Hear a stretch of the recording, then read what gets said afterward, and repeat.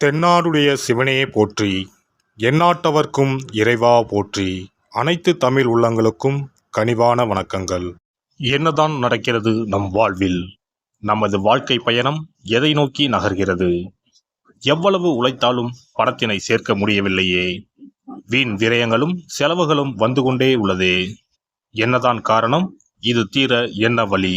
சிலர் எவ்வளவுதான் உழைத்தாலும் அவர்களின் உழைப்பிற்கு உரிய பலனை அனுபவிக்க முடியாமல் போகும். வீட்டில் இருக்கக்கூடிய சிறு சிறு அமைப்புகளை மாற்றி அமைத்தாலே வருமானம் அதிகரிக்கும் என்று சாஸ்திரங்கள் கூறுகின்றன. அந்த வகையில் பணம் குறைவதற்கான காரணம் என்ன? வருமானம் அதிகரிக்க அலமாரியை எப்படி வைத்திருக்க வேண்டும், வீட்டை எப்படி வைத்திருக்க வேண்டும் என்பதை பார்ப்போம்.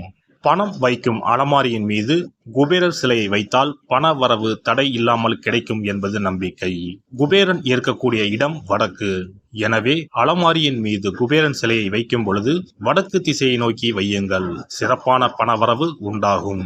பணம் வைக்கக்கூடிய அலமாரியில் தங்கம் மற்றும் வெள்ளி போன்ற பொருட்கள் இடம்பெறலாம். இவற்றை ஒரு சிறிய கண்ணாடியில் தெரியும்படி லாக்கருக்கு உள்ளே அமையுங்கள்.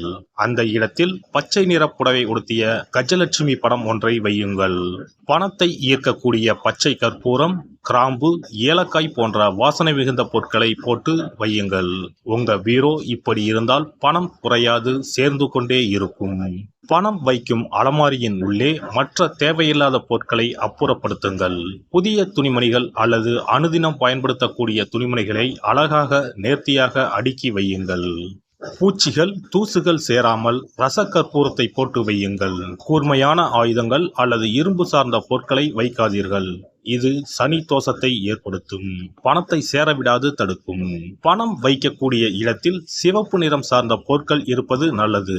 ஆனால் கருப்பு நிற பொருட்களை தவிர்ப்பது உத்தமம். லட்சுமி தேவிக்கு சிகப்பு உகந்தது என்பதால் சிகப்பு நிற துணிகளை அல்லது பொருட்களை அடுக்கி வைக்கலாம். ஆனால் கருப்பு நிற துணிமணிகள் மற்றும் பொருட்களை அங்கிருந்து அப்புறப்படுத்துவது நல்லது. இதுவும் பணத்தடையை உண்டாக்கக்கூடிய ஒரு விஷயமாக இருக்கிறது.